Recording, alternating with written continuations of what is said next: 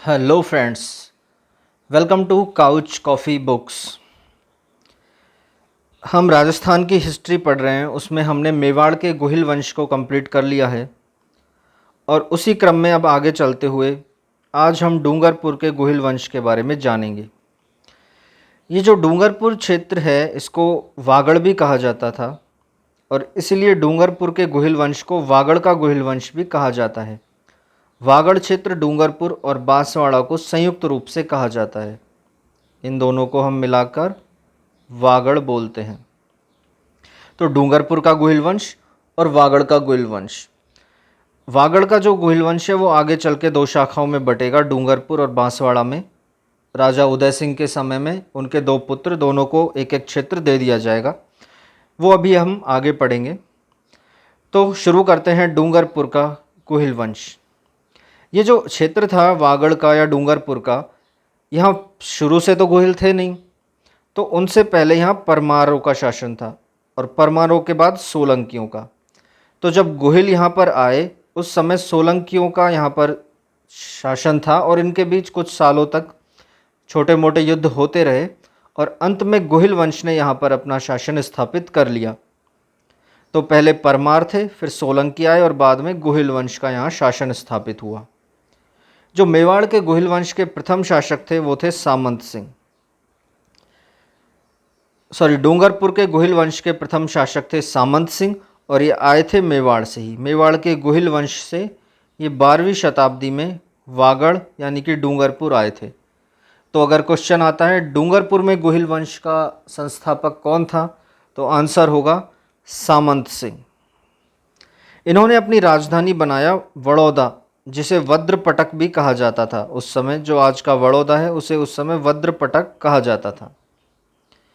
और चूंकि मैंने बताया उस समय सोलंकियों का भी चल रहा था हस्तक्षेप इस क्षेत्र में, तो भीम सिंह सोलंकी के साथ, भीम सिंह सोलंकी सेकंड के साथ सामंत सिंह का युद्ध हुआ, जिसमें भीम सिंह सोलंकी सेकंड जीत गए और सामंत सिंह पराजित हो गए। और इस भीम सिंह सोलंकी ने दोबारा वागड़ पर अधिकार कर लिया। तो अगर क्वेश्चन आए कि किस सोलंकी शासक ने सामंत सिंह को हराकर वागड़ पर पुनः अधिकार कर लिया, तो आंसर होगा भीम सिंह सोलंकी। इसके बाद शासक हुए जयंत सिंह। तो भीम सिंह सोलंकी ने जो वापस वागड़ पर अधिकार कर लिया था, यहाँ इन्होंने पुनः इस क्षेत्र को प्राप्त किया। जयंत सिंह ने सोलंकियों से युद्ध किया, जिसमें जयंत सिंह विजयी हुए और सोलंकियों को पराजित कर दिया और पुनः गोहिल वंश का शासन स्थापित किया जयंत सिंह ने। तो उसी तरह अगर क्वेश्चन आए कि किस शासक ने सोलंकियों को पराजित कर दोबारा गोहिल वंश की स्थापना की डूंगरपुर में, तो आंसर होगा जयंत सिंह। और इनके दो उत्तराधिकारी आप याद रख लेना, सिंहड़देव और देवपाल, और ज़्यादा कुछ है नहीं। बेसिकली जो डूंगरपुर का गोहिल वंश है इससे पहले का क्वेश्चन आते ही नहीं थे, लेकिन अभी रिसेंट ट्रेंड्स है कि छोटे मोटे क्वेश्चन एग्ज़ाम्स में इनमें से आने लग गए हैं। तो इतना ज़्यादा डेप्थ में है नहीं इनके बारे में, वन लाइनर्स क्वेश्चंस ज़्यादा बनते हैं, तो आप इनको भी याद रखिए। फिर उसके बाद हुए वीर सिंह। अगले शासक थे वीर सिंह। वीर सिंह का खास बात यह है कि इन्होंने डूंगरिया भील से युद्ध किया था और जिसमें वीर सिंह जीते और डूंगरिया भील को पराजित कर दिया था। और इन्होंने डूंगरिया गांव पर अधिकार कर अपने राज्य का विस्तार किया। तो वीर सिंह के बारे में खास बात यही है कि इन्होंने डूंगरिया भील को पराजित किया और डूंगरिया गांव पर अपना अधिकार कर लिया था। डूंगर सिंह अगले शासक हैं। डूंगर सिंह, इन्होंने अपनी राजधानी डूंगरपुर बनाई। ये तो आप इजीली याद रख लेंगे, डूंगर सिंह ने डूंगरपुर को अपनी राजधानी बनाया। फिर आते हैं प्रताप सिंह। इनका अन्य नाम था पाता रावल। प्रताप सिंह को ही पाता रावल भी कहते थे। और प्रताप सिंह ने, प्रताप नाम है तो प्रतापपुर नामक नगर बसाया था एक। तो अगर क्वेश्चन आए प्रतापपुर नामक नगर किसने बसाया, तो आंसर होगा प्रताप सिंह ने। और नाम भी पाता रावल है, तो इन्होंने देखिए पोतला तालाब का निर्माण किया और पोतला द्वार बनाया। तो इनका तो नाम से ही सारा कुछ क्लियर है कि प्रताप सिंह थे तो प्रतापपुर नामक नगर बसाया, पोतला तालाब बनवाया, पोतला द्वार का निर्माण करवाया। तो ये थे प्रताप सिंह। फिर हैं गोपीनाथ जी। गोपीनाथ जी के समय गुजरात का एक शासक था अहमद शाह उसने मेवाड़ पर आक्रमण किया। मेवाड़ का जो गोहिल वंश यहाँ आया था वागड़ में, यहाँ आक्रमण किया और कर देने के लिए मजबूर किया इनको। तो क्वेश्चन अगर आए कि किस शासक ने गोपीनाथ, जो वागड़ के गोहिल वंश के शासक थे, उनको आक्रमण करके कर देने के लिए मजबूर किया, तो वो था अहमद शाह, गुजरात का शासक। कुंभलगढ़ प्रशस्ति जो हम पहले पढ़ चुके हैं, उसमें एक जानकारी मिलती है कि कुंभा ने गुजरात से मुक्त करवाया था गोपीनाथ जी को। जब अहमद शाह ने आक्रमण कर लिया था, कर देने के लिए मजबूर किया, तो जो कुंभा थे मेवाड़ के, उन्होंने गोपीनाथ की सहायता की और इसे गुजरात से मुक्त करवाया था। गोपीनाथ ने भीलों को भी नियंत्रित किया था और इन्होंने सोमनाथ मंदिर का जीर्णोद्धार करवाया और डूंगरपुर में गेप सागर तालाब का निर्माण करवाया। नाम से स्पष्ट है, गोपी और गेप। तो क्वेश्चन अगर आए गेप सागर तालाब का निर्माण किसने करवाया? गोपीनाथ जी ने। सोमनाथ मंदिर का जीर्णोद्धार किसने करवाया? गोपीनाथ जी ने। आगे चलते हैं। फिर हुए सोमदास।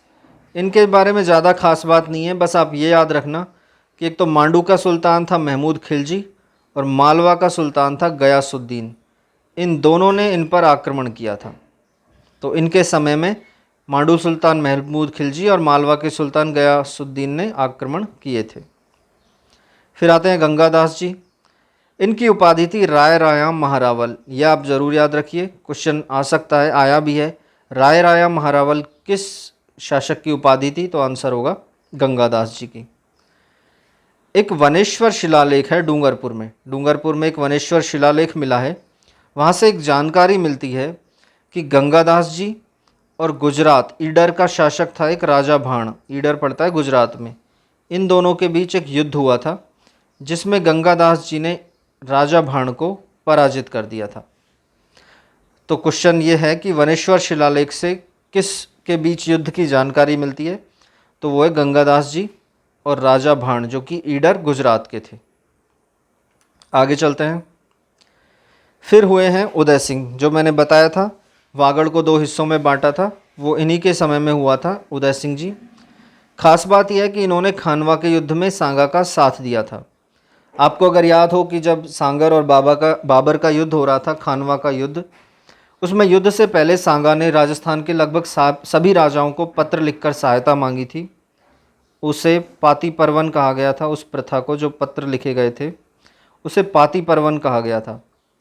तो जब उसमें सहायता करने के लिए राजा आए थे, तो उसमें डूंगरपुर से जो आए थे वो थे उदय सिंह जी। तो इन्होंने खानवा के युद्ध में सांगा का साथ दिया और ये वीरगति को प्राप्त हुए थे। दूसरी महत्वपूर्ण बात इनके बारे में है कि इन्होंने वागड़ को 2 हिस्सों में बांट दिया, डूंगरपुर और बांसवाड़ा। और डूंगरपुर दिया अपने पुत्र पृथ्वीराज को और बांसवाड़ा दिया अपने पुत्र जगमाल को। तो ये इम्पॉर्टेंट क्वेश्चन है कि किस शासक ने वागड़ को 2 हिस्सों में बांट के शासन अपने पुत्रों को बांट दिया था? तो अभी तक हम जो पढ़ रहे थे वो इस तरह था, यहाँ से वागड़ चला आ रहा था, बाद में इसी को डूंगरपुर बोलने लग गए, और जो बांसवाड़ा था वो बीच में इससे अलग होकर ऐसे चलने लगा। पृथ्वीराज जी, उदय सिंह जी के समय में पृथ्वीराज डूंगरपुर के शासक बने और जगमाल बांसवाड़ा के। अगले हैं आसकरण। इन्होंने मुगलों की अधीनता स्वीकार कर ली थी। तो क्वेश्चन आता है ऑप्शन देके आपको कि मुगलों की अधीनता निम्न में से किस शासक ने स्वीकार की? तो आंसर होगा आसकरण। याद ऐसे रख लीजिए, इनसे हमको बहुत आशाएं थी, आस थी, लेकिन इन्होंने निराश किया और मुगलों की अधीनता स्वीकार कर ली। दूसरा है, इन्होंने बेणेश्वर शिवालय का निर्माण करवाया। तो क्वेश्चन अगर आए बेणेश्वर शिवालय का निर्माण किसने कराया? तो आंसर है आसकरण जी। फिर हम बात करते हैं महारावल सहसमल की। इनके समय में बस एक महत्वपूर्ण काम हुआ जो आपको याद रखना है कि इनकी राजमाता थी प्रेमल देवी। उन्होंने नौलखा बावड़ी का निर्माण करवाया था। तो नौलखा बावड़ी का निर्माण किसने करवाया? महारावल सहसमल की माता, राजमाता प्रेमल देवी ने। फिर देखते हैं हम महारावल पुंज राय। इन्होंने एक तो शाहजहां से अच्छे संबंध स्थापित किए। मुगलों की अधीनता हम पहले देख चुके हैं कि आसकरण जी ने स्वीकार कर ली थी, तो अब यहाँ पर और संबंधों को अच्छा किया जा रहा है। तो इन्होंने शाहजहां से अच्छे संबंध स्थापित किए। शाहजहाँ ने इनको उपाधि दी। जब संबंध स्थापित हो गए, अच्छी मित्रता हो गई, तो शाहजहाँ ने इनको एक उपाधि दी, वो थी माही भरातेव। तो अगर क्वेश्चन आ जाए कि शाहजहाँ द्वारा महारावल पुंज राय को कौन सी उपाधि दी गई, तो आंसर होगा माही भरातेव। तो ये आप जरूर याद रखिए। इनके निर्माण कार्य देख लेते हैं। तो पूंजेला झील का निर्माण करवाया, नाम ही पुंजराय है तो पूंजेला झील का निर्माण करवाया। एक नौलेखा बाग का निर्माण करवाया, और गोप सागर, जो गैप सागर तालाब था, गोपीनाथ जी ने जो बनवाया था, उसकी पाल पर गोवर्धन नाथ का मंदिर बनवाया था। तो ये इनके प्रमुख निर्माण कार्य हैं, ये भी आप याद रखिए। फिर आते हैं राम सिंह जी। राम सिंह जी के समय में क्या हुआ कि उस समय तक आते आते मुगलों की शक्ति कमज़ोर पड़ने लगी थी, मुगलों की शक्ति क्षीण हो रही थी, और जो प्रभुत्व बढ़ रहा था वो था मराठों का। तो मुगलों की शक्ति पतन से इन्होंने मराठा जो शासक थे पेशवा बाजीराव, उनके साथ इन्होंने संधि कर ली थी और अपने राज्य को सुरक्षित किया। तो इन्होंने बड़ी कूटनीति से काम लिया कि जब मुगलों का शक्ति पतन हुआ और मराठों का शक्ति विस्तार हो रहा था, तो उन्होंने उनसे संधि कर ली और अपने राज्य को सुरक्षित किया। जो मराठे थे वो एक कर लेते थे, उसका नाम था खिराज। तो इन्होंने यह कर देना भी स्वीकार कर लिया कि ठीक है, हम संधि करते हैं, हमारे राज्य को सुरक्षित रखिए, हमारे राज्य पर आक्रमण मत कीजिए, और खिराज हम देना स्वीकार करते हैं। राम सिंह जी थे तो रामगढ़ गांव बसाया और रामपोल दरवाजे का निर्माण करवाया, जो कि है डूंगरपुर में। तो ये थी राम सिंह जी की कहानी। फिर हैं हमारे शिव सिंह जी। इन्होंने व्यापारियों हेतु एक 55 रुपये का शिव शाही शेर चलाया था। शिव सिंह है, शिव से शिव शाही शेर। तो ये इंपॉर्टेंट क्वेश्चन है कि 55 रुपये का शिव शाही शेर किस शासक ने चलाया, तो आंसर होगा शिव सिंह जी ने। निर्माण इन्होंने करवाया, रंगसागर तालाब का निर्माण करवाया, और इनकी एक रानी थी रानी, उन्होंने फूलेश्वर महादेव का निर्माण करवाया। तो ये इनके समय के प्रमुख निर्माण कार्य हैं, रंगसागर तालाब और फूलेश्वर महादेव का मंदिर। फिर हम देखते हैं फतेह सिंह जी को। फतेह सिंह जी बड़े ही अयोग्य शासक थे, कामकाज में ध्यान नहीं देते थे, इधर उधर घूमना फिरना उनको ज़्यादा पसंद था। तो उनकी राजमाता थी शकुंभरी देवी, शुभ कुंभरी भी बोलते हैं इनको, इन्होंने राजकार्य को संभाला था। तो ये इंपॉर्टेंट है कि किस अयोग्य राजा के होने के कारण उनकी राजमाता शुभ कुंवरी ने राजकार्य संभाला, तो फतेह सिंह जी के कारण। इन्होंने डूंगरपुर में एक मंदिर बनवाया, बड़ा ही प्रसिद्ध मंदिर, मुरली मनोहर मंदिर, इसका निर्माण करवाया राजमाता शुभ कुंवरी ने। फिर आगे चलकर जब शासन ठीक से चल नहीं रहा था, तो इन्होंने मेवाड़ महाराणा भीम सिंह से संधि कर ली 1794 में, और 1799 में इन्होंने 2 संधियां की थी। फिर देखते हैं रावल जसवंत सिंह सेकंड। एक सिंध का शासक था खुदादाद खां, उसने यहाँ पर आक्रमण किया था इनके ऊपर, और ये फिर यहाँ से डूंगरपुर चले गए थे, डूंगरपुर छोड़कर यहाँ से चले गए थे। तो खुदादाद खां सिंध के शासक के आक्रमण के कारण रावल जसवंत सिंह जी डूंगरपुर छोड़कर चले गए, और बाद में इन्होंने अंग्रेज़ों से संधि कर ली, क्योंकि ये इनका विद्रोह नहीं कर पा रहे थे खुदादाद खां का, तो अंग्रेज़ों से संधि कर ली 11 दिसंबर 1818 को। इनकी रानी थी गुमान कुंवरी, उन्होंने केला बावड़ी का निर्माण करवाया, और अंग्रेज़ों ने अव्यवस्था देखते हुए प्रतापगढ़ के दलपत सिंह को शासन सौंप दिया। इन्होंने देख लिया कि शासन ठीक से चल नहीं रहा है, हालांकि जसवंत सिंह जी ने संधि कर ली थी, लेकिन फिर भी अव्यवस्था फैली हुई थी। तो इन्होंने शासन दलपत सिंह को सौंपा और खुद वृंदावन चले गए।